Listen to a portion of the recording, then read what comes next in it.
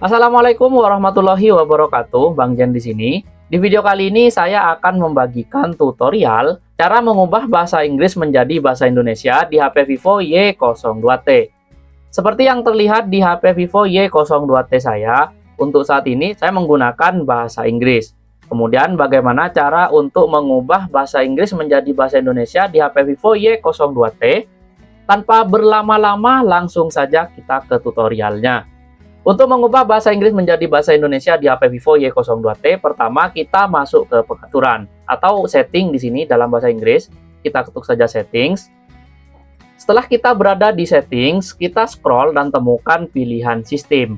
Nah, di bagian sini kita ketuk dan masuk ke sistem. Selanjutnya di sistem di sini kita cari pilihan language and input. Nah, ini dia. Kita ketuk saja language and input. Selanjutnya di language and input kita ketuk pilihan language seperti ini.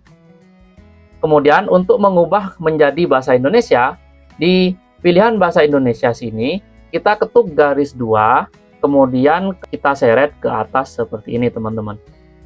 Maka HP Vivo Y02T kita dia akan beralih menggunakan bahasa Indonesia.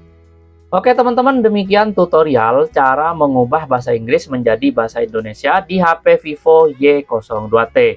Semoga bermanfaat, kurang lebihnya saya mohon maaf. Wassalamualaikum warahmatullahi wabarakatuh.